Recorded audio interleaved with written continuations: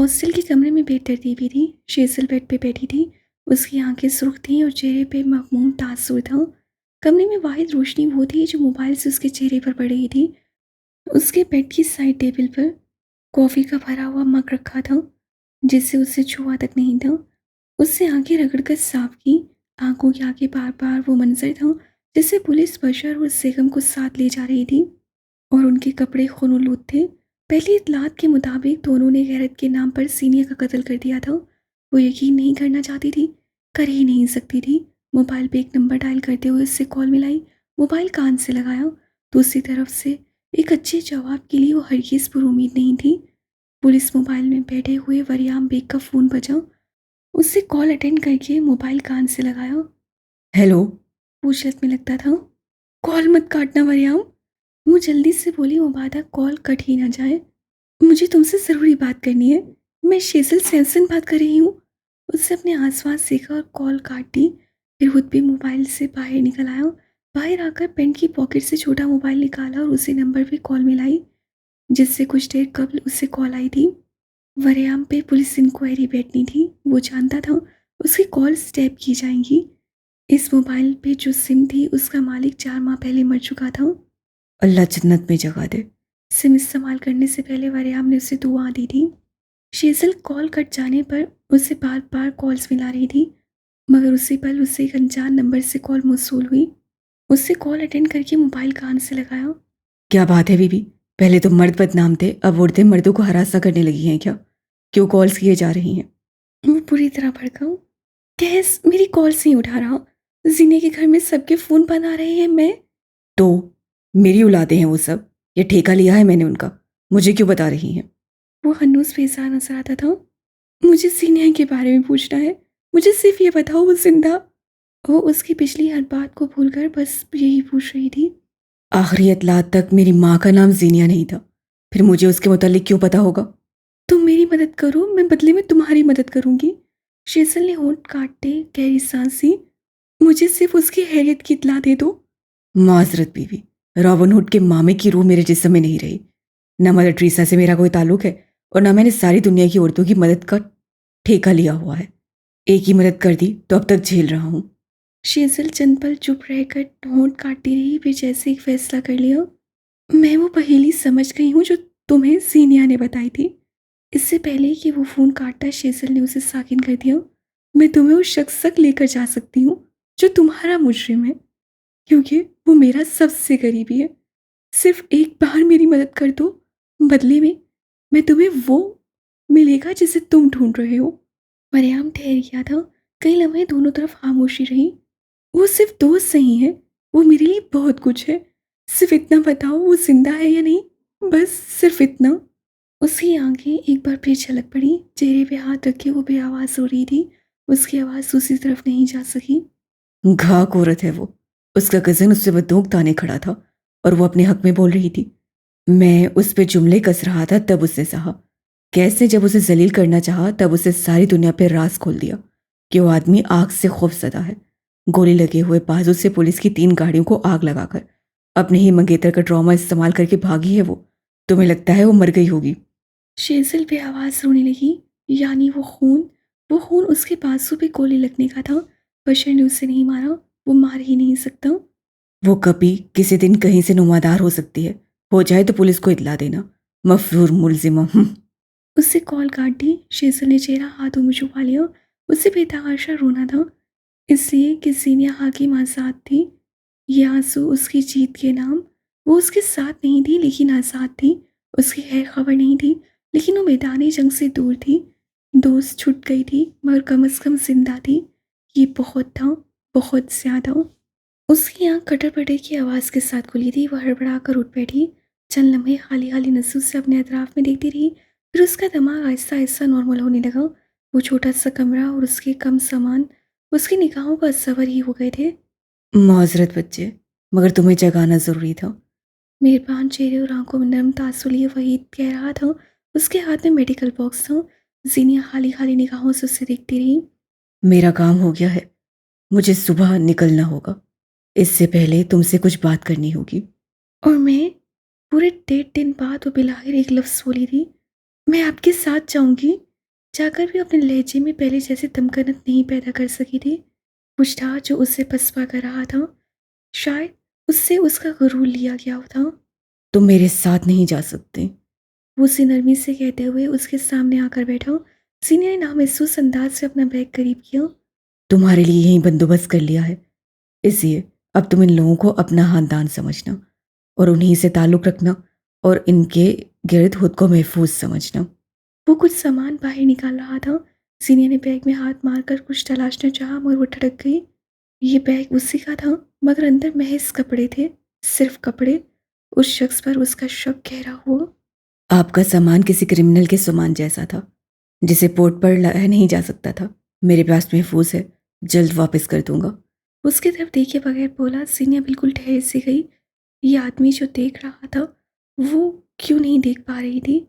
मुझे मेरा सामान चाहिए अभी के अभी, और मैं यहाँ किसी गैर मुल्क में किसी अजनबी के साथ बिल्कुल नहीं रहने वाली। आप धोखे से मुझे यहाँ लाए हैं, वरना मेरा भाई मुझे मर कर भी यहाँ भेजने की गलती नहीं करता। इसलिए मुझे मेरे मुल्क वापस ले जाएं, वरना मैं पुलिस के पास जाऊंगी। और तुम पुलिस के पास जा सकती हो। वो हन्नूस गर्दन झुकाए दवा की शीशियों के साथ हरकत करते हुए नजर आ रहे थे। जा सकती हो तो श्योर ज़रूर जाओ, लेकिन बस एक बात ज़हन में रखना, आधी दुनिया तुम्हें कातला के तौर पर जानती है और बाकी की आधी दुनिया को अगर तुम इलीगल इमिग्रेंट के तौर पर जाना चाहती हो तो मुझे कोई एतराज़ नहीं। नुकसान सिर्फ तुम्हारे खाते में आएंगे। उससे वहीं बैठे बैठे एहसास हुआ कि किसी ने उससे खड़े होने की कुव्वत छीन ली है। वो पहले वाली सीनिया हाकिम कहाँ रही थी। तुमने ज़िंदगी मांगी थी, वो तुम्हें मिल गई है। अब इसे कैसे गुजारना है ये तुम्हें सीखना होगा। तुमने जहन्नुम से रिहाई मांगी थी, तुम्हें मिल गई है। अब इस जहन्नुम में कैसे सरवाइव करना है ये तुम्हें सीखना होगा। याद करो तुम कौन हो, फिर चीज़ें बदल जाएंगी। तुम खुद को पहचानो, फिर हालात आसान हो जाएंगे। तुम भूल गई हो तुम कौन हो, याद करो। सीनिया वहां से उठ खड़ी हुई। उसे जैसे सांस नहीं आ रहा था। खिड़की के करीब खड़े होकर उससे पर्दे हटाए। ताज़ा हवा का झोंका उसके चेहरे से टकराया, मगर ये हवा उसे ये हवा तक गैर लगी। लोग, घर, कुछ भी तो उसका नहीं था। उस मुल्क में तुम्हारे लिए अब कुछ नहीं रहा। पुलिस तुम्हारी बहन और कजिन्स को थाने ले गई है। उनकी ज़िंदगी बर्बाद होने वाली है क्योंकि तुमने अपनी ज़िंदगी बचाई। सीनियर ने इतनी जोर से गर्दन फेर कर उसे देखा, यहाँ तक कि गर्दन के झटकने की आवाज़ आई। तुम जानती थी तुम्हारे गायब होने के बाद वो आदमी सुकून से नहीं बैठ सकेगा। तुम जानती थी तुम्हारा खानदान मसाइल से नहीं निकल सकेगा, लेकिन तुमने फिर भी अपनी ज़िंदगी मांगी। मेरी बहन, उसके लब होले से बड़बड़ाए। गूंज तो बहुत मासूम है। उसे जैसे अब अदराक हुआ कि वो आज़ाद होकर भी आज़ाद नहीं हुई। जिंदगी मांगना गलत नहीं था, लेकिन अब एक बार फिर खुदगर्जी दिखाना गलत है। वापस जाने पे तुम्हारे पास कुछ नहीं है। यहाँ रहोगी तो एक गम होगा, वहां जाओगी तो 1000। अपनों के दरमियान तुम्हारी कोई पहचान नहीं होगी। कानून को बेइज्जत करने पे तुम एक बार फिर सुलाहों के पीछे होगी। तुम्हारा सारा खानदान इस वक्त तुम्हें मुर्दा मान चुका है। तुम्हारी वापसी उन्हें मार देगी। खिड़की से आधी चांदनी किरणें उसके चेहरे पर बड़े जख्म वाजिया कर रही थी। उसकी आंखों से गिरते कतरे उसकी गर्दन तक जला रहे थे। जिल्लत, जिस्मानी तकलीफ, मोहब्बत से दूरी के बाद अब क्या उसे बिन पास भी देखना था। किसी और मुल्क में चोरों की तरह छुप कर रहना था, क्योंकि अब्दुल्ला समान ने उस पर झूठे इल्ज़ामात लगाए थे। क्योंकि अब्दुल्ला समान ने इंतकाम लिए थे। अगर वो कभी वापस आ गया तो क्या वो उसे माफ़ कर भी सकेगी। मैं यहाँ नहीं रह सकती, समझने की कोशिश करें। मैं यहाँ कैसे रहूँगी। वो तेज तेज कहते हुए उनके सामने आई। उसके चेहरे पे हरा सा तासुर था। ये मेरा मुल्क नहीं है, ये मेरा घर नहीं है। यहाँ के लोग, कल्चर, यहाँ कुछ भी मेरा नहीं है। मैं अपने मुल्क में कहीं भी किसी भी जगह रह लूँगी। प्लीज़ मुझे यहाँ से निकालें। मैं यहाँ नहीं रहना चाहती। मुझे इनकी ज़ुबान नहीं आती। मुझे मैं अल्फाज खो गए, रंज बढ़ गया और उससे हिम्मत हार दी। आप मुझे यहाँ से ले जाएं, प्लीज़ मुझे ले जाएं, प्लीज़। वहीद के चेहरे पे कोई जज्बा नहीं था। वो उससे ऐसे देख रहा था जैसे किसी फिल्म का मंजर हो। मैं यहाँ नहीं रह सकती। एक इलीगल के तौर पे मैं यहाँ क्या करूँगी। मैं कोई जॉब नहीं कर सकती। मैं कहीं जा नहीं सकती। किसी बड़ी बीमारी में मेरा ट्रीटमेंट नहीं हो सकता। मैं मर जाऊँगी यहाँ। प्लीज़, प्लीज़ मुझे यहाँ से निकालें, प्लीज़। उसमें इंसान की कैफियत आ रही थी। वो पूरी तरह हिचकियाँ लेते हुए रोते हुए कह रही थी, मुझे मेरे मुल्क वापस जाना है, मैं यहाँ नहीं रह सकती। वहीद ने उसके सर पे हाथ फेरा, फिर वही हाथ जेब में डालकर अपना मोबाइल बाहर निकाला। चंद बटन दबाकर मोबाइल बेड के किनारे रखा। वो जो पंजों के बल बैठी थी, अब उसके चेहरे पे मोबाइल की रोशनी पड़ रही थी। पहली वीडियो में उसके घर से चंद लड़कियों को पुलिस मोबाइल में बिठाया जा रहा था। वहीद ने उंगली से दूसरी वीडियो प्ले की। वहाँ बशर जेगम खून से लथपथ कपड़ों के साथ लड़खड़ाते हुए कदमों से गाड़ी से उतर रहे थे। वो पुलिस की 4 रोज़ा हिरासत से वापस आए थे। अगली वीडियो कराची इस्लामाबाद की गली चौक की थी। हर हर जगह उसकी तस्वीर लगी थी। उसे ढूंढ कर लाने वाले पे इनाम था। उसके कदमों से यकलक जान निकल गई और उस जमीन बोस हुई। उसके सर से किसी ने आसमान खींचकर उसका सर भरना कर दिया। जीनिया हाकिम से वो ले लिया गया जिसे पाने के लिए उससे उम्रें हाँक की थी। ये वो कीमत है जो तुम्हारा भाई बहन कज़न तुम्हारी आज़ादी के लिए चुका रहे हैं। क्या मुश्किल था उनके लिए कि तुम्हें कत्ल कर देते और लाश पुलिस के हवाले। चंद एक साल की कैद के बाद वो आज़ाद होते, मगर उन्होंने तुम्हारी ज़िंदगी चुनी। मेरा साथ नहीं, वो बड़बड़ाई थी, फिर रो पड़ी। क्या तुम खुद साथ चाहती थी? तुमने सिर्फ ज़िंदगी मांगी थी और वो तुम्हें मिल गई है। मैं तुम्हें वापस ले जाऊंगा अगर तुम चाहो, लेकिन पोर्ट पे जाते ही पुलिस तुम्हें हिरासत में ले लेगी। तुम्हें यहाँ लाने में मैंने अपने सारे कॉन्टेक्ट्स इस्तेमाल कर लिए हैं। अब यहाँ से वापसी पे मैं किसी किस्म की कोई जिम्मेदारी नहीं ले रहा हूँ। उससे मोबाइल उठाकर वापस जेब में डाला और एक नज़र फर्श पे बैठी लड़की को देखा। वो साकित और सुन थी। मुझे चाहिए था तुम्हें ना बताता, लेकिन वो एक लम्हे को रुके। जीनिया ने निगाहें उठाकर उन्हें देखा। तुम्हारी दादी का इंतकाल हुए 6 दिन बीत चुके हैं। उससे वो सुना जिससे वो कम से कम इस सदी में नहीं सुनना चाहती थी।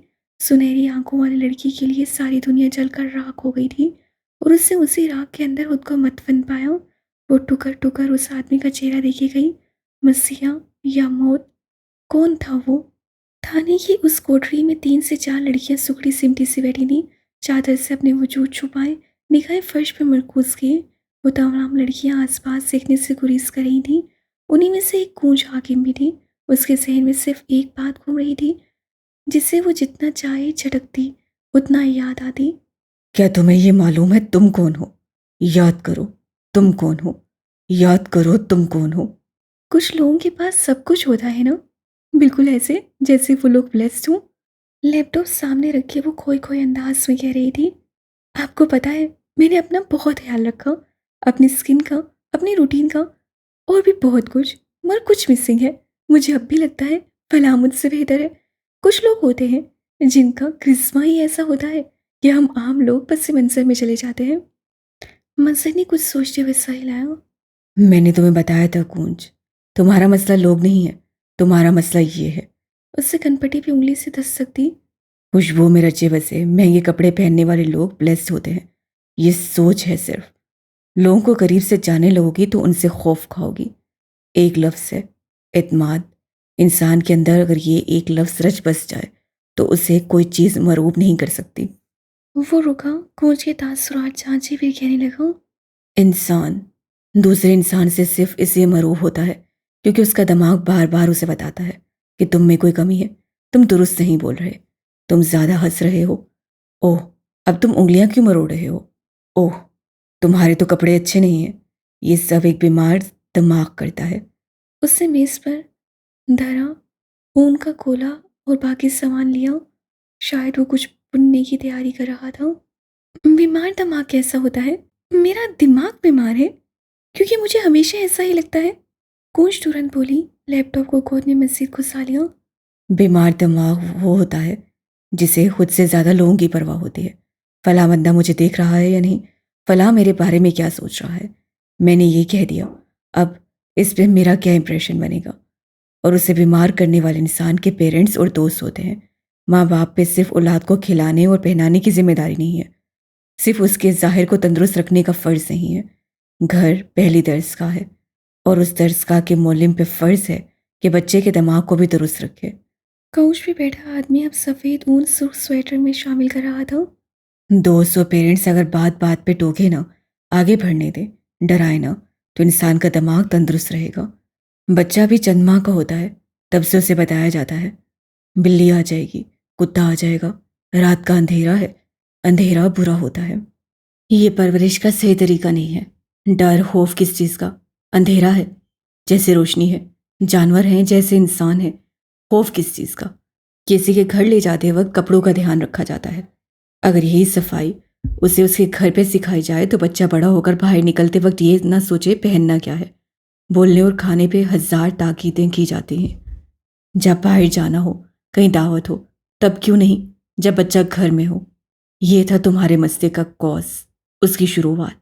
क्या तुम्हारे साथ ऐसा नहीं हुआ? ऐसा ही था, हर दूसरे बच्चे के साथ यही तो होता है, वो हल्की आवाज़ से बोली। मुजफ्फर ने समझने वाले अंदाज में गर्दन हिलाई। ऊन का गोला एक तरफ रखा और पूरी तरह उसकी तरफ मुतवज्जा हुआ। अपनी मौजूदगी को किसी दूसरे की मौजूदगी से नहीं पहचानते। अपना हुलिया, अपना खाना और अपना बोलना किसी दूसरे इंसान से मुआवजा नहीं करते। एक तंदुरुस्त दिमाग ऐसा नहीं करता। इंसान को याद रखना होता है कि वो कौन है। जानती हो इंसान कैसे याद रखता है वो कौन है? उससे नफ़ी में सर हिलाया। सेशन मुकम्मल हुआ। अब तुम 15 दिन तक ये सोचो कि इस बीमार दिमाग को तंदुरुस्ती की तरफ कैसे लाना है। फिर मैं बताऊंगा इंसान कैसे याद करता है वो कौन है।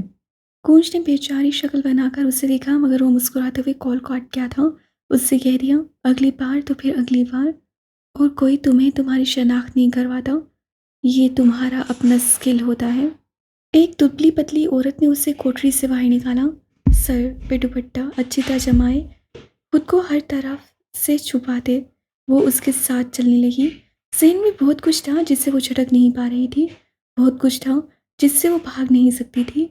तफ्तीशी कमरे में लाकर जब उसे बिठाया गया, तब उसके सामने एक स्याह वर्दी वाला अफसर था, मगर अगले लम्हे दरवाज़ा धकेल कर कोई अंदर दाखिल हुआ। ढेर सारी रोशनी उसके साथ साथ अंदर आई थी, मगर वो खुद स्याही में डूबा था। उसकी आंखें, चेहरा कल्क और हज़्ज़ा में मुब्तला था। गर्दन अब भी फ़ख्र से उठी थी। गूंज मरूब होने लगी। वो आदमी, उसका हुलिया, वो उन्हीं प्लस लोगों में से था, मगर फिर वो धुंधला होने लगा। उसकी जगह किसी और मर्द ने ले ली। मुझे पता चल गया है, बीमार दिमाग को तंदुरुस्त कैसे कर सकते हैं। लड़की की आवाज़ से एक्साइटमेंट झलक रही थी। ओके, बताओ फिर कैसे करते हैं। कपड़े से अपना सोफ़ा झाड़ते हुए उससे सवाल किया। गूंज ने एक दो लम्हे लिए, फिर कहना शुरू किया। पेरेंट्स ने जो किया वो सही गलत नहीं था, बस मुआशरे के अतवार थे। लेकिन वो आते रस्सीख हो चुकी हैं, हम उन्हें एक दिन में नहीं निकाल सकते।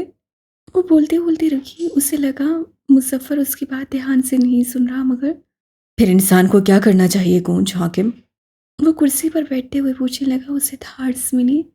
इंसान को तब्दीली का सफ़र शुरू करना चाहिए, खुद को पहचानना चाहिए और लोगों से बेनियाज होना चाहिए। लोगों से बेनियाज कैसे हुआ जाता है मैं सीख गई हूँ। हालांकि तुम ये सब अपनी दादी से सुनकर आई हो। मेज से कॉफ़ी का मग उठाते हुए मसर ने चोट की। गूंज पे मानो ओस पड़ गई। है, कोई बात नहीं, मैं बताता हूँ। अगली बार तुम खोजना किसी से पूछना मत, ओके? उसे सरस्वत में हिला दिया। हम लोगों से मरूब इसलिए होते हैं क्योंकि हमें लगता है कि वो ब्लेस्ड है और हम नहीं। क्या है ब्लेसिंग? कपड़े, जूते, मकान, लोगों का सोशल मीडिया। ये जाहिर, अंदर का हाल आप नहीं जानते। मरूब होने के लिए असल चीज़ है किसी की खुशगुफ्तारी, नरम मिजाज, मेहरबान तबीयत, अपनी ज़ात पे तवज्जो। ये चीज़ें, बस यही खसूसियात हैं जिनसे मरूब होना चाहिए। और लोगों से बेनियाज कैसे हुआ जाता है? उससे देखा। गूंज ने उसके चंद अल्फाज नोटपैड पे लिखे। वो दुनिया की इस रेस में दौड़ने के लिए बहुत मेहनत कर रही थी। मुजफ्फर को उस पर रश आया। जब इंसान को अपनी वर्थ पता चल जाती है ना, तब वो लोगों से बेनियाज हो जाता है। किसी सेलिब्रिटी का कमेंट सेक्शन देखा है? वहाँ कई लोग हेट कमेंट करते हैं, उन्हें कोई जवाब नहीं मिलता। इसलिए नहीं कि सेलिब्रिटी मसरूफ़ है, कमेंट्स हर कोई पढ़ता है, लेकिन वो कोई जवाब नहीं देते क्योंकि उन्हें मालूम है उन्हें अगर एक नापसंद करता है तो 10 लोग पसंद करते हैं। यह है उनकी वर्थ। और जो सेलिब्रिटी जवाब देते हैं उनका दिमाग तंदुरुस्त नहीं होता। उन्हें 10 में से 10 के लोगों से सताइश चाहिए, ये नामुमकिन है। किसी भी महफिल में बात करने के, पहनने ओढ़ने के और खाने के आदाब आपको सीखने चाहिए। लेकिन कभी भी ये मत सोचें फलां इंसान मेरे जाने के बाद मेरे बारे में क्या सोचेगा। अगर अपनी राय दूंगा तो फलां इंसान मुझे क्या समझेगा। राय दुरुस्त या गलत नहीं होती, वो बस खुद को महफिल में शामिल करने का, खुद को आज़ाद जाहिर करने का तरीका होता है। लोगों की ज़ाहरी मरूबियत से निकलना एक लंबा प्रोसेस है, सारी ज़िंदगी चलता रहता है। अब हम इसे अगले सेशन में सीखेंगे। कॉल एक बार फिर कट गई थी। कूंज के अंदर एक हला रही क्यों, जिसके लिए वो अगली कॉल का इंतज़ार नहीं कर सकती थी। उसे सब कुछ जल्दी जल्दी जानना था। उससे बल्ब बंद कर दिया। वो शायद इस बच्ची को टॉर्चर नहीं कर सकता था। वो उसे नर्म निगाहों से तक रहा था। पूंछ ने एक लम्हे के लिए भी उसके चेहरे से निगाहें नहीं हटाई। उसका लिबास, खुशबू, जूते, पैसा, अगर सब छीन लो तो मरूब होने के लिए क्या था। वो बस यही सोच रही थी। अगर ये शख्स कोई मिडिल क्लास मर्द होता, ब्रांडेड की जगह उससे एक आम लिबास पहना होता, मशहूर की जगह वो गैर मारूफ होता, तब क्या था वो? हाक भी नहीं। तुम्हें यहाँ लाना नहीं चाहता था। ये जगह तुम्हारे लिए नहीं है बच्चे। लेकिन मैं तुमसे सिर्फ एक सवाल करना चाहता हूँ। वो कुर्सी उठाकर उसके करीब लाया, हाथ बढ़ाकर नहायत नरमी और शफकत से उसके सर पे रखा। वो कहाँ है? उसके अंदर की पीपल प्लीजर पीसमेकर बच्ची उसे तो जवाब देना चाहती थी, लेकिन ऐसा जो उसे गूंज के खिलाफ ना करे, वो बस उसे बुरा ना समझे। मगर अगर वो नाराज हो गया तो, अगर उसने गुस्सा कर दिया तो, ये सब लोग सुनेंगे। लोग गूंज को क्या समझेंगे? मुझे नहीं पता, लेकिन अगर पता होता तब भी मैं तुम्हें ना बताती। अपना हर खौफ झटक कर, हर किस्म की मरूबियत तफान करके उससे कैसी आंखों में आंखें डालकर कहा, क्योंकि किसी ने उसे समझाया था इंसानों से बेनियाज कैसे हुआ जाता है। और वो समझ भी गई थी। दादी, एक बात बताएं। पलंग पे पैर पसारे बैठी औरत की गोद में सर रखते हुए कहा, एक इंसान दूसरे इंसान से बेनियाज कैसे होता है? दादी ने सोचने के लिए चंद लम्हे लिए। जब वो दरख्त जितना मजबूत बनता है। काफी देर बाद वो धीरे से बोली, दरख्त जितना मजबूत? कोई इंसान दरख्त जितना मजबूत कैसे हो सकता है? वो बहुत मजा हुई। जब वो अपनी जड़ों पर इंहसार करना शुरू करता है, वो जड़ें जो उसे पानी खींच कर ला कर देंगी, और वो फलेगा, फूलेगा, हसीन होगा, किसी के काम आएगा। इंसान की जड़ जानती हो क्या होती है? कोश ने नफी में सा हिलाया। मोमिन की जड़ उसका दीन है। 1400 साल पहले असूल और सवाबित बन गए थे। बताया गया था तुमने आगे जाकर मुस्तफ़ा मोहम्मद सल्लल्लाहु अलैहि वसल्लम की पैरवी करनी है। जो मोमिन जड़ें छोड़ देता है वो बुरी तरह ज़मीन बोस होता है। और तुमने कभी नहीं देखा होगा कोई दरख्त आगे बढ़ाए और गिरे हुए दरख्त को खड़ा करे। और यहाँ उस दरख्त को दोबारा अपनी जड़ों पे नसार करना होता है। वही जड़ें उसे दोबारा नए सिरे से नया दरख्त बनाएंगी।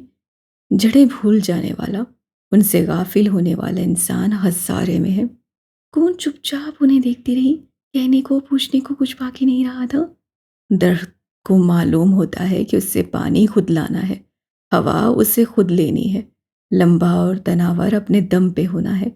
उसी तरह अगर इंसान को ये यकीन आ जाए कि कोई दूसरा इंसान उसे कुछ नहीं दे सकता, न रिस्क, न रोटी, न इज्जत, न दौलत। इंसानों का खौफ हमसे कुछ ऐसे काम करवाता है कि हम गर्दन नहीं उठा सकते। मगर जिस दिन इंसान ये सोचने लगे कि ये महंगे लिबास और मुख्तलिफ चमड़ी वाले लोग उस लिबास और रुपए पैसे के बगैर बिल्कुल हमारे जैसे हैं, वो जो खुद को मरने से नहीं बचा सकता वो किसी को क्या देगा? मैं तुम्हारे साथ सख्ती नहीं करना चाहता। हम दोनों जानते हैं तुम झूठ बोल रही हो। गैस वहीं मेज के साथ कमर जोड़े खड़ा हुआ। पुलिस तुम्हारे साथ सख्ती करेगी, और शायद वो सलूक भी जो तुम्हारी बहन के साथ हुआ। लेकिन अगर तुम मुझे सिर्फ ये बताओ कि उसे महफूज करने के लिए तुम्हारे भाई और मंगेतर ने किस इंसान पे भरोसा किया है, तो अपनी शिकायत वापस ले लूंगा। कूंज के दिल में छक्कर चलने लगे। वो उससे ना बोले। क्या वो यूं ही अपनी बात पे डटी रहे? लेकिन अगर उससे गुस्सा आ गया तो वो कूंज के बारे में क्या सोचेगा? तुम्हारी बहन ने तुम्हारी परवाह नहीं की थी। उसने वो किया जो वो चाहती थी। वो उद्गर्ष थी। तुम उसके बारे में मत सोचो, सिर्फ अपना सोचो। हर इंसान अपना सोचता है। कोई दूसरा इंसान तुम्हें क्या दे सकता है? रफ्ता रफ्ता उसकी आवाज़ गायब होने लगी और बस उसके होंठ हिलते हुए दिखाई देने लगे। फिर वो बेआवाज हो गया। गिरे हुए दरख्त को कोई नहीं उठाता, यहाँ तक कि वो खुद अपनी जड़ों के पास लौट जाए। ये असूल इंसान पे लागू होता है। फिर क्या फायदा इंसानों के पास जाने का? काफी देर बाद वो रूठेपन से बोली। दादी मुस्कुराई। इस नस्ल को बस हालात का मनफी रुख ही क्यों देखना था। जो अपनी जड़ों से वफादार नहीं होता ना, कोई उससे वफादार नहीं रहता। और साथ खड़े लोग खूबसूरती देते हैं, साथ देते हैं। एक अकेला दरख्त कभी खूबसूरत नहीं लगता, उसके साथ खड़े दरख्त उसकी शान में इजाफा करते हैं। एक दरख्त के नीचे कितने लोग बैठ सकते हैं, कितनी छांव दी जा सकती है।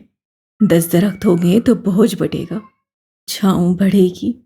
उसी तरह हमारे करीबी इंसान अगर कुछ दिखाते नहीं, इसका मतलब ये नहीं कि उन्होंने हमारे लिए कोशिश नहीं की होगी। कभी तो बोझ बांटा होगा, कभी तो खुद पे सर खाकर टहनी किसी को दी होगी, कभी तो चिड़ियों के शोर से निजात पाने को अपना सीना कुशायदा करके नए घोंसले बनवाए होंगे। और अगर उन्होंने ये नहीं भी किया तो इंसान अपनी जड़ याद रखे। नबी करीम सल्लल्लाहु अलैहि वसल्लम ने हमेशा इंसानियत और भलाई के लिए पहल की थी। इंसान दूसरों से बहुत उम्मीदें रखता है, मगर अपनी तरफ से किसी को कुछ देना पड़े तो थक जाता है। आखिर में बेलाग तबसरा किया। कूंज काफ़ी देर तक उन्हें सोचती रही। वो अब कूंज के सामने बैठ रहा था, निगाहें नरम ही रहीं। तुम एक खुदगर्ज औरत के लिए अपनी जिंदगी तबाह नहीं करना चाहोगी, है ना? वो मेरी बहन है, इस वक्त कहाँ है मुझे नहीं पता। तमाम तर हिम्मत मुजतमा करते उससे कह डाला, लेकिन अगर मुझे पता होता मैं तब भी तुम्हें ना बताती। दोहराया, अगर उसने मेरे लिए कुछ नहीं किया तो तुम गलत हो। उसका साथ होना भी ताकत है, और तुम मुझे नहीं तोड़ सकते। उसकी आंखें जाने क्यों बह रही थीं, हाथ और जिस्म जाने क्यों कपकपा रहे थे। उससे कुछ इल्म नहीं था। तुम मुझे नहीं तोड़ सकते, मेरी जड़ें मजबूत हैं अब्दुल्ला समान। तुम मुझसे कुछ नहीं उगलवा सकते, क्योंकि अब मैं तुमसे नहीं डरती। उसकी गीली आंखें उसके लरस से वजूद को देखते हुए उठ खड़ा हुआ। चंद पल उसे देखता रहा, फिर अफसर को इशारा करते हुए बाहर निकल गया। क्या हुआ अगर वो कम उम्र थी, कम सुन थी, या फिर कमजोर थी? वो बस उन लोगों में से थी जिन्होंने गैस को उसकी महफूज पनाहगाह से दूर रखने की कोशिश की थी। अंजाम वही था जो बाकी सबका होना था। उसे जाते हुए ताज्जुब हुआ था। रंग, रोशनी, लोग, दुनिया, इमारतें, हर शय छोड़कर चुपके से दबे पाँव कहानी के दूसरे रुख की तरफ आऊं, तो वो छोटा सा कैदखाना वैसा ही खामोश और तनहा था। मेरी दीवार से टेक लगाए बैठा था, सब्ज आंखें वीरान थीं। उसे कई बार शदीद दर्द होने लगता था, और कई बार वो बस खाली खाली निगाहें लिए आसपास सकता रहता था। आंखें बंद करता था तो वो याद आ जाती थी, वही जिसकी आंखें सुनहरी थीं। मेरी ने आंखें बंद कर ली। वो एक बार फिर याद आने लगी। बस उसकी याद थी जो इस संतान में एक उसकी उम्मीद बन गई थी। सफ़ेद रंग, छुट्टियाँ, इस्लामाबाद के किसी रंगीन फार्म हाउस ने उसकी जगह ले ली, जहाँ घास के वसी और इस खते पे हल्के आसमानी और सफ़ेद रंग का डिकोर था। फूल, गुब्बारे, बरकी कुमकुमे और मुस्ततिल मेज़ें, जिन पे अनों इक़साम के खाने थे। ये इमारत काफ़ी ऊंचाई पे वाक़या थी, इसलिए यहाँ से खूबसूरत सनसेट और शहर के नज़ारे देखने को मिलते थे। शीशे की ग्रिल पे हाथ जमाए गर्दन में कैमरा लटकाए वो दूर शहर को तक रही थी। स्याह रंग के कामदार खग्गे में उसका ऊंचा सरापा नुमाया था। दफातन कोई उसके हक में आकर खड़ा हुआ। सीनियर ने मुड़कर देखा। सफ़ेद रंग के थ्री पीस से मेहदी उसके सामने खड़ा था। उसकी उंगलियों के दरमियान सिगरेट दबा था, जिसे अब वो हाथ से पुश पे ले गया था। इंसान को वो काम नहीं करने चाहिए जिसे चार लोगों के दरमियान न किया जा सके। बिला इरादा उसे टोक दिया। सिगरेट से उससे बेतहाशा नफरत हुई थी। गो के मेहदी हमेशा उसे या फिर अपनी किसी भी फीमेल दोस्त के सामने सिगरेट नहीं पीता था। आदत है, जल्दी नहीं निकलती। ढलते सूरज की रोशनी उन दोनों के चेहरे के दरमियान से गुजर रही थी। वो दोनों एक दूसरे को धुंधले नजर आ रहे थे। ये बताओ, यहाँ कैसे? शेजल की एक दोस्त को यहाँ फोटोग्राफी करनी थी, उसके साथ आई हूँ। कैसम से मायदे से चंद दिन कब का जिक्र है। वो उसकी तरफ पुश किए खड़ी हो गई थी। बकवास कर रहा था। मेरी ने सिगरेट नीचे फेंककर उससे बूट से मसलते हुए कहा। जीनिया की आंखें अजनबी से छोटी हुई। उससे पलट कर देखा। वो प्रॉमिस्ड बकवास कर रहा था। अब उससे वाज़ेह लफ्ज़ों में अपनी बात दोहराई। वो उस वक्त तकरीब में मौजूद नहीं था, शायद उससे आते हुए ये बात सुनी हो। चंद मिनट वक्त में पीछे सफ़र करो तो घास के उस वसी गधे पे जहाँ इस वक्त खाना हाथों में लिए मेहमान यहाँ से वहाँ आते जाते दिखाई दे रहे थे, वहीं एक तरफ लड़के लड़कियाँ जमा थे, और बीच में एक मुख्तलिफ हुलिये वाला लड़का किसी लड़की के हाथ को पढ़ रहा था। फिर कोई तबसरा किया तो उससे हाथ पीछे खींच लिया। उससे अगला हाथ शेज़ल का पड़ा था। वो जो अपने दोस्तों के दरमियान घिर कर बैठी उस तेज शोशे को एंजॉय कर रही थी। उससे पलट कर सीनिया को देखा और हाथ के इशारे से उसे करीब बुलाया।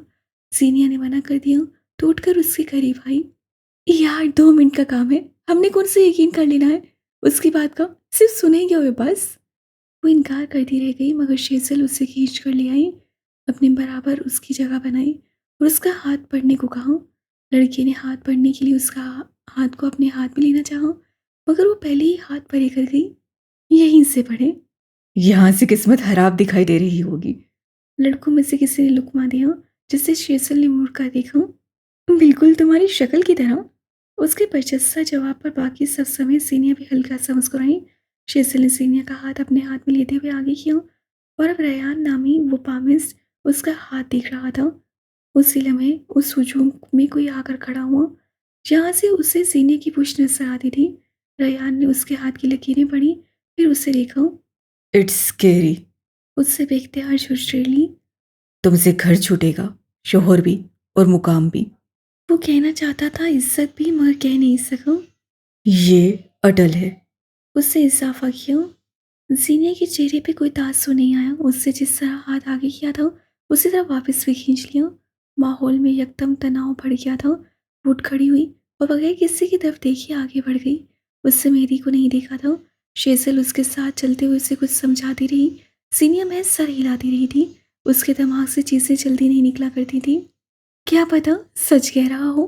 स्याली बांस वाली लड़की ने कंधे उचकाए। तुम्हारा शोहर तो मैं हूं। तुम्हें लगता है मैं तुम्हें छोड़ दूंगा? मैं तुम्हें छोड़ सकता हूं? उससे कहा था छूट जाएगा। लफ्जों पे गौर किया करें मिस्टर गंभीर। मैं कह रहा हूं ना। वो बकवास कर रहा था।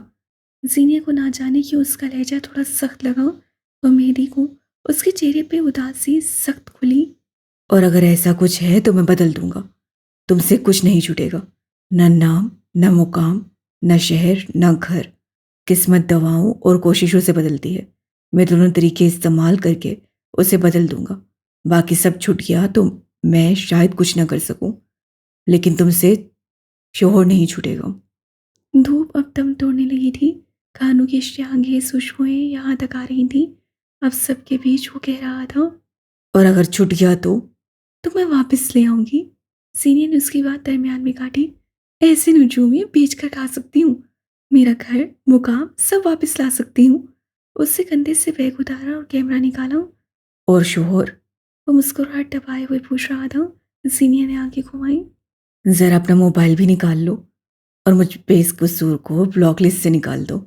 वो झुके हुए सर के साथ हल्का सा मुस्कुराई। आपने मेरे आर्ट के मुतालिक जो कमेंट्स दिए थे उस पे यही बनता था। यार, मैंने कुछ गलत नहीं कहा था। मैं ये कह रहा था कि उस ब्लैक एंड व्हाइट थीम को हटाकर कुछ रंगीन करो। दुनिया में कितने सारे रंग हैं और तुम 2 रंग इस्तेमाल करती हो।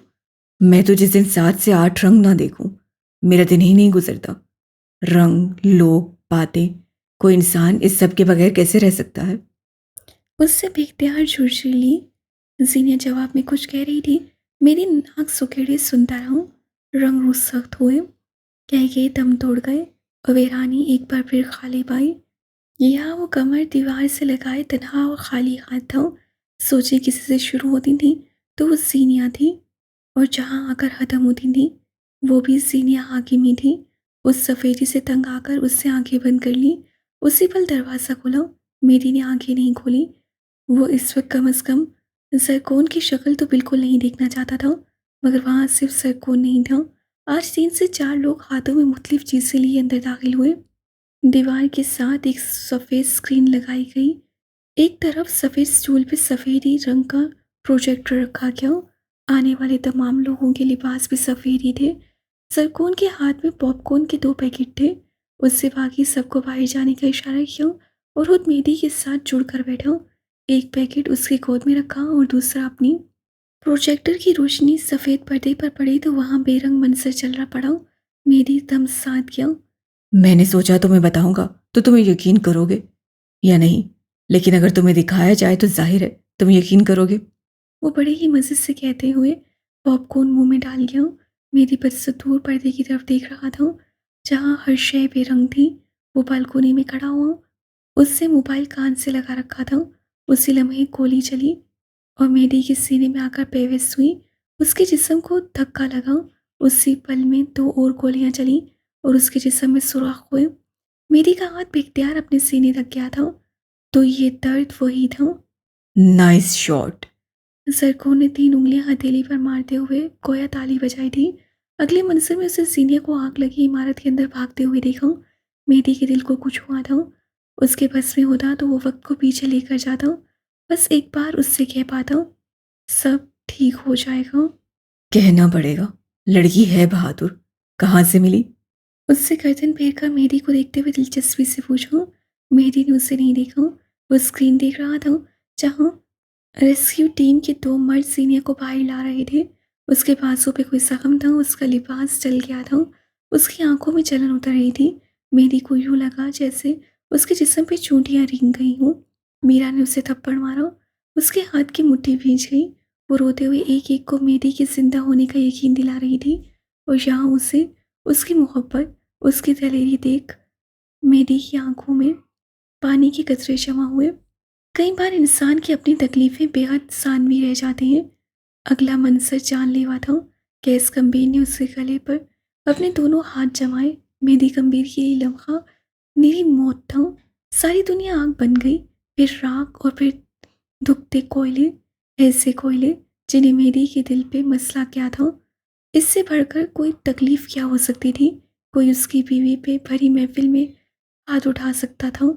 क्या वो इतना कमज़ोर था कि अपनी औरत की हिफाजत नहीं कर पाया।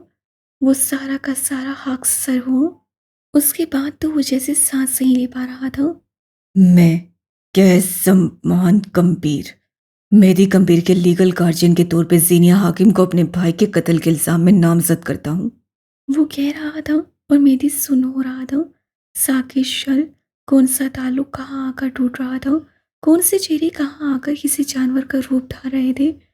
पुलिस अफसरान उनके नरखे में वो कैमरा और फ्लैशेस के दरमियान थी। सोशल मीडिया पे किए हुए कमेंट्स की झलकियां सामने आईं। लोगों की सैर उगलती जुबान, सीनिया की वो नाकाबिले बयान हालत।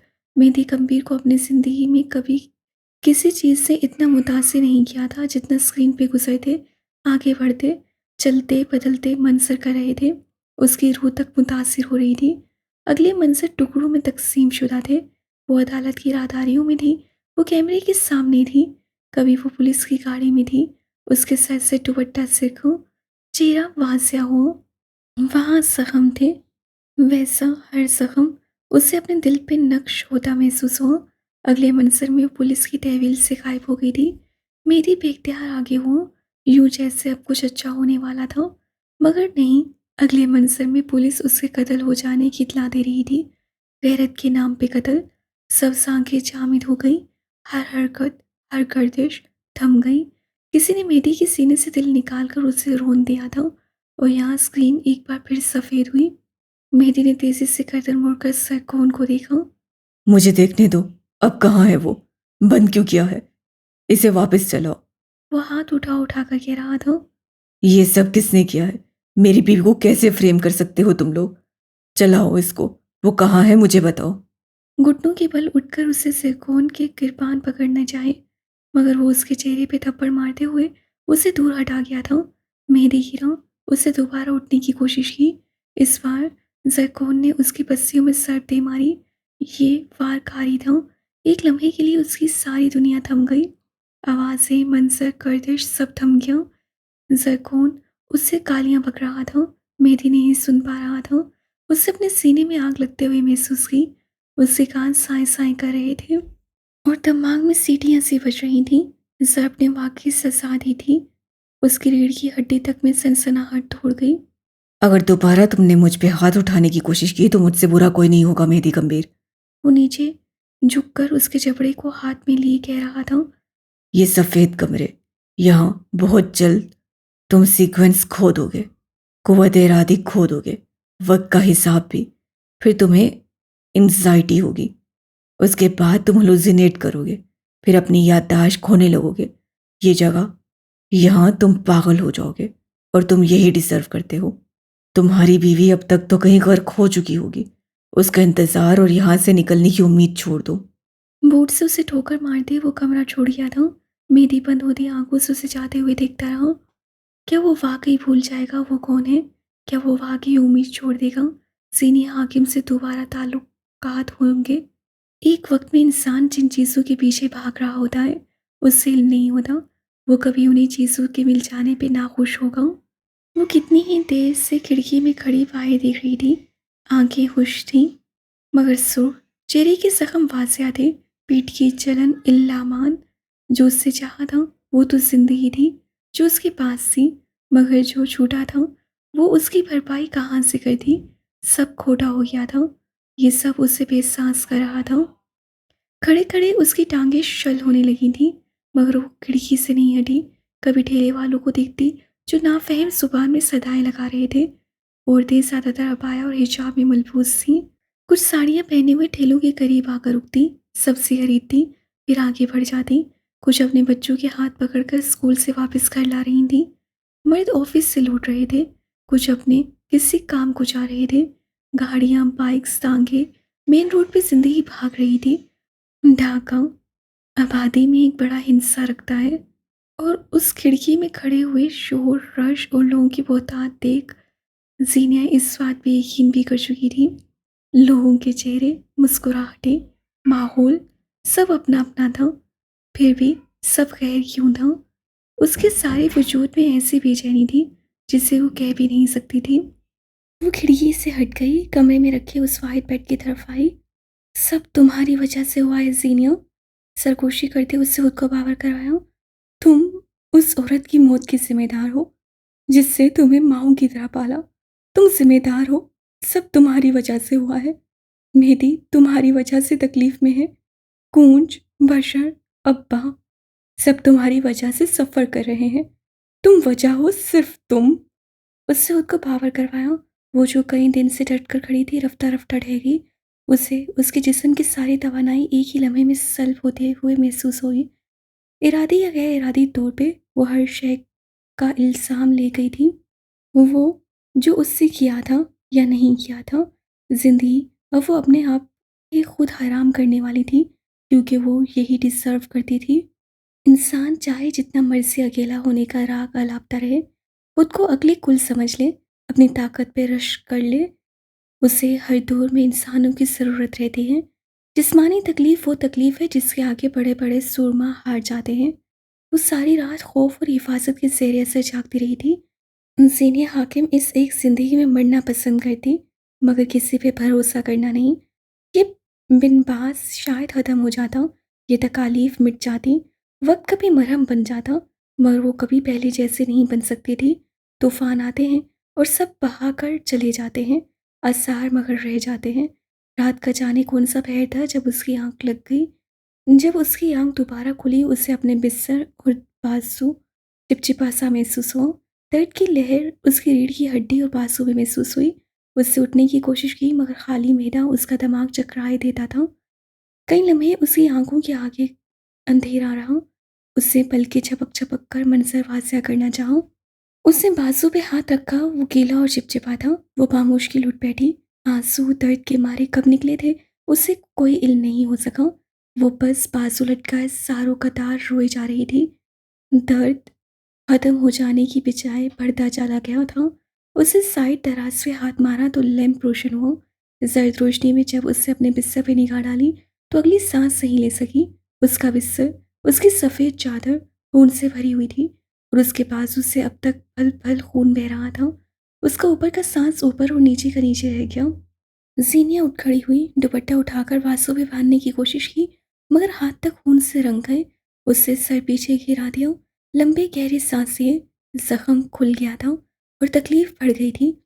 उससे उंगलियों के पोरों से छूकर देखा, जख्म के गिर सोजिश थी और एक और जख्म, शायद समंदर की आबो हवा उसे रात से ही आई थी। कोई है? जिंदगी में पहली बार उससे किसी को मदद के लिए पुकारा था। नीमा, नीमा, कोई है? Help me please.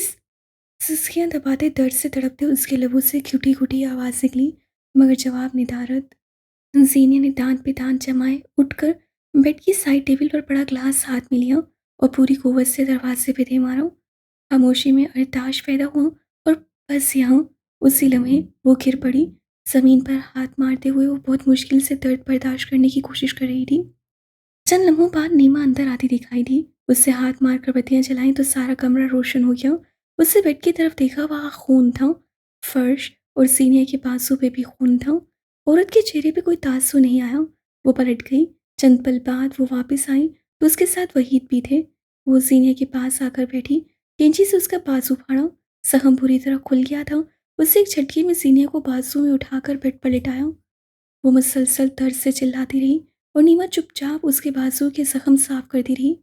वो जिससे हमेशा सोचा था, उसे इंसानों की जरूरत नहीं, उसे जरूरत पड़ गई थी। फिक्र मत करें बच्चे, नीमा जी नर्स हैं, आपका जख्म ठीक हो जाएगा। वहीद ने उसे तसल्ली दी। कोई तसल्ली ऐसा नहीं रखती थी।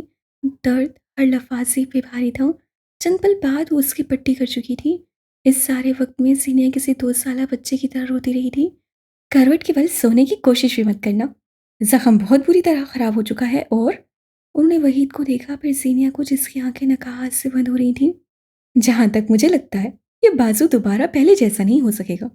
सुनहरी आंखों वाली लड़की को शौक लगना था तो नहीं लगा, रोना था तो वो नहीं रोई। ये हर उस शय की कबूलियत थी। उसे सब कबूल था क्योंकि वो यही डिजर्व करती थी। ये दर्द, ये तकलीफ और लंबी सजा, ये उसका मुकद्दर थी।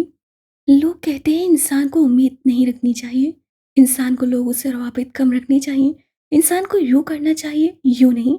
लेकिन एक वक्त आता है जब इंसान सब भूल जाता है। वो जिंदगी को हालात के हवाले कर देता है। 3 कमरों में मुश्तमिल उस पोर्शन में बहुत शोर था। ये उसे तब मालूम हुआ जब नीमा की भाभी मायके से वापस आ गई। उसके 3 बच्चे थे। वो शोर उन 3 बच्चों का कभी नहीं हुआ था। ये शोर नीमा की भाभी वजिया का था, जिसे हर शय पे एतराज़ हुआ करता था। इस वक्त भी घर में शोर था क्योंकि वजिया को उसकी पसंद की फ्राई फिश नहीं मिली थी। वो औरत हर शय में कीड़े निकालना जानती थी। मेरी छुट्टियां खत्म होने वाली हैं, कल से दोबारा अस्पताल जाऊंगी, तुम्हारे लिए वहां बात करूंगी। खाने की प्लेट से सब्जी का निवाला बनाते हुए नीमा ने उसे इत्तला दी। सीनिया चुपचाप दीवार को देखती रही। यहाँ का खाना बहुत मुख्तलिफ था। उसे इस खाने से बिल्कुल भी अपनायत महसूस नहीं हुई थी। तुम्हारे लिए स्वीपर का काम मिल जाएगा, या फिर मैं सीनिया हाकिम हूँ, मैं तुम्हें स्वीपर लगती हूँ। उससे गर्दन तिरछी करके उसे यूं देखा जैसे उसका मजाक उड़ा रही हूँ। गर्दन अब भी अकड़ी हुई थी। मैं अपने मुल्क वापस जाऊंगी, मैं तुम सबको जाकर दिखाऊंगी। ठीक है, लेकिन जब तक तुम इस मुल्क में मेरे घर पे हो, मुझे कमा कर ला कर दोगी, क्योंकि पिछले 20 दिनों से तुम पे 10,000 टके, बंगाली करेंसी को कहते हैं, लग चुके हैं। और मुझे मेरा एक एक टका वापस चाहिए। मैंने तुमसे पैसे खर्च करने को नहीं कहा था, जिसके लिए कर रही हो उससे जाकर मांगो। उससे वही किया जो हमेशा से करती आ रही थी, चढ़ाई। अगले को ऐसा लगे जैसे सीनिया हाकिम ने तो ये मानना ही नहीं था। नईमा हल्का सा मुस्कुराई। जानती हो, मेरी भाभी और मेरी बनती क्यों नहीं। उससे दही का चम्मच मुंह में रखा। खट्टे साइके ने उसकी जुबान को लज्जत दी। जायदाद के बंटवारे के वक्त मैंने गर्दन की हड्डी पे लात रखकर अपना हिस्सा मान लिया था, मगर मेरे 20,000 टका भाभी की तरफ रहते थे। उसे देने से मना कर दिया तो मैंने अदालत में केस दर्ज कर दिया। निवाला खत्म करके वो हंस पड़ी। अदालत ने उस पर 30,000 का जुर्माना कर दिया। और वो जोर जोर से हंसने लगी। सीनिया अजीब सी नजरों से देखती रही। अपने भाई को, अपने सगे भाई को कुचहरी के थक्के खिलवाए हैं मैंने, फिर तुम कौन हो। नईमा, राशिदी ने धर्मशाला नहीं खोल रखी, ये तुम्हें समझ आ जाएगा। मैं तुमसे और तुम्हारी धमकियों से नहीं डरती। स्वीपर तो मैं जिंदगी में नहीं बन सकती। उससे कहते हुए रुख फेर लिया। नईमा ने महज सा हिला दिया। अपना खाना मुकम्मल करते हुए उठ खड़ी हुई। सीने का बाजू पकड़ा और उससे अपने साथ लिए हुए घर की छत पे आ गई। मगरिब का समय था। हल्की हल्की उनकी उधर रही थी। जीनिया समझ नहीं पाई वो उसे यहाँ क्यों लाई है। नवाबों की औलाद हो ना, यहाँ रहो अब तुम। यहाँ खा सकती हो तो खाओ, पीना है तो यहीं पियो, क्योंकि मेरा घर कोई धर्मशाला नहीं है। वो शल रह गई। जिंदगी मिल जाए ना तो उसका हिसाब चुकाना पड़ता है। जन्नत से निकाले हुए लोग हैं हम, दुनिया में सजा के लिए भेजे गए हैं। कोई नवाब नहीं, कोई हाकिम नहीं, सब मुजरिम, सब एक। उसे साकित खड़ी लड़की के मुंह पे छत का दरवाजा जोर से बंद किया और धप धप करती सीढ़ियां उतरती चली गई। उसके जाने के बाद सीने को होश आया था। उससे आसपास देखा। काठ, कबाड़, कूड़ा और फटे पुराने कालीनों ने छत का कोना-कोना ढक रखा था। आस-पास के घरों की छतें यहाँ से नज़र आ रही थीं। अना ऊँची थी, सो ऊँची रही, वो किसी को आवाज़ नहीं देगी, ये तय था। एक कोने में अपनी जगह बनाते हुए वो सुकड़ी सिमटी सी बैठ गई। कई मिनट, घंटे और फिर पूरी रात बीत गई। सर्दी से उसके होंठ और नाक नीली पड़ गई थी। पट्टों में अकड़ाव के बायस उसके बाजू में भी दर्द होने लगा था। एक रात, एक सदी साबित हो गई थी। ज़िंदगी के हर मोड़ पे, हर कदम पे उससे कोई ना कोई मिला था, अपनी भड़ास निकालने को, इल्ज़ाम देने को, वक़्त और मरहम देने को। भूख से निढाल होते, सर्दी से थरथराते, ज़ख्म में उठते दर्द को सहते। आज सीनिया हाकिम को अंदाज़ा हुआ था, ज़िंदगी क्या है? वो ज़िंदगी जिसकी उससे शिकायत की थी, उसके करीबी जिनसे वो नाला रही, वो कम से कम उसे यूँ छत पे बाँध नहीं सकते थे। आज उसे रिश्तों की अहमियत का अंदाज़ा हो रहा था, जो उसे मेहदी हमेशा सिखाता आया था। ज़िंदगी से नाशुक्री पे रंज हुआ और अपने लहजे की कड़वाहट, जिसे वो स्ट्रेट फॉरवर्डनेस का नाम देती आई थी, आज उसे हर एक शय मालूम हो रही थी। ऐसे जैसे उसकी ज़िंदगी एक पेपर हो और मुतमहिन ने सारे पर्चे पे सुख कांटे लगा दी छोड़े हों। वो उस रोज़ बहुत रोई थी। क्यों उससे ज़िंदगी दुनियावी मेयारों पर गुज़ारी? क्यों उसने इतने साल अपने साथ के साथ नाइंसाफ़ी की? अगला दिन बेहद कठिन था। उसे भूख लग रही थी। उसके पास पेन किलर नहीं थे। उसके पास हाजत के सामान नहीं थे। भूख ऐसी शय है जो 6 फुट के मर्द को अपने मालिक से गालियाँ खिलवाती है। वो तो फिर 24 साला सिनफ़े नाज़ुक थी। कहाँ की अनाएँ, कहाँ के भरम, सब बह गया। वो नकाहत ज़दा वजूद घसीटते हुए उठी, आँखें साफ की, खुश लबों पे ज़ुबान फेरी और फिर पूरे 2 दिन बाद वो उस दरवाज़े को खटखा रही थी, जिसके उस पार भूख का इलाज मिलने वाला था, दर्द से राहत भी और वक़्ती सुकून भी। इंसान जन्नत से निकाला जाए तो दुनिया में राहत के सामान पैदा किए बगैर नहीं रह सकता, वो भी नहीं रह सकी। जन्नत से निकाले जाने के बाद आदम ने भी ज़मीन पर सर्वाइव करना सीखा था, वो भी सीख लेगी। उस दरवाजे के पार उससे जीना था। ज़िंदगी में आगे बढ़ने के लिए जूता नहीं, दिल मज़बूत होना चाहिए। दिल बड़ा खालिस पुर्ज़ा है, उससे गिर चढ़ी परत अगर जाली हो तो जल्द उतर जाएगी। उसे यहाँ आए 1 महीने से ज़ायद का वक़्त हो चुका था। आज वो पहला दिन था जब उसे घर से कदम बाहर निकालने का सोचा था। सादा स्याह रंग के कुर्ते के साथ सफ़ेद ट्राउज़र और सर पे हमरंग दुपट्टा अच्छी तरह ओढ़े, उसे बाथरूम में खड़े अपना चेहरा आईने में देखा। कनपटी और रुखसार पे नील था, होंठ के करीब ज़ख्म का निशान रह गया था और गर्दन पे जले का निशान था। ऐसे कई ज़ख्म उसके सारे जिस्म पे थे, लेकिन वहाँ लिबास था। उसे बाजू ऊपर करने की कोशिश की, मगर वो अब पूरी तरह ऊपर नहीं हो पाता था। कलाई से ऊपर चले हुए ज़ख्म अब भी हरे ही थे। वो गैस गंभीर की अनायात को सारी ज़िंदगी नहीं भूलने वाली थी। वो जब भी याद आता था, सीनिया के सारे जिस्म में आग लग जाती थी। अबाया पहनते हुए उससे चेहरा निकाब में ढका और कमरे के बाहर कदम रखा। नईमा अपनी भाभी से बहस करते हुए अपने कमरे से बाहर निकल रही थी। वजिया ने सीनिया को देखा तो नाक बन में चुड़ा लिए। जब बंदा खुद दूसरों के टुकड़ों में पल रहा हो तो आसपास के लाचारों को दावत नहीं देनी चाहिए। सही कहती हो तुम, इसलिए तो कह रही हूँ, अपनी बहन को पढ़ाना है तो हॉस्टल ढूंढो, ये घर धर्मशाला नहीं है। वो पर्स में अपना सामान रखते हुए वजिया को आग लगा गई थी। अब तुमने चलना है बीबी या टांगा घर मंगवाऊं? उससे अपनी दाईं तरफ खड़ी सीनियर से कहा। वो मेकान के अंदाज से उसके पीछे पीछे चलने लगी। बस स्टॉप पे आकर वो दोनों बेंच पे बैठ गई। नईमा के चेहरे पे हम्मा वक्त कराहत की छाई रहती थी। आपके अस्पताल में कोई और काम है जिससे मैं कर सकूं? खामोशी का वक़्फ़ा लंबे वक़्त बाद टूटा था। नईमा ने ऊपर से नीचे तक उसे देखा, उसकी आँखों में तबस्सुर था। अब तो मेरे अस्पताल में कोई काम नहीं रहा बीबी। अब तुमने काम खुद तलाश करना है।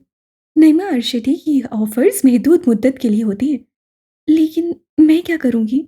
मुझे तो कुछ समझ नहीं आ रही। आप जब जीने की ख्वाहिश थी, तो सर्वाइवल के गुर भी सीखने चाहिए थे। ज़ोहरामुद्दीन उससे मिनट के अंदर-अंदर उसे ये समझा दिया था कि अब दुनिया ज़ीनिया हाकिम के हक में नहीं है। सितारे आजकल गर्दिश में थे। बस आई तो वो आगे बढ़कर बस में चढ़ गई। ज़ीनिया बस उसकी पैरवी करती रही।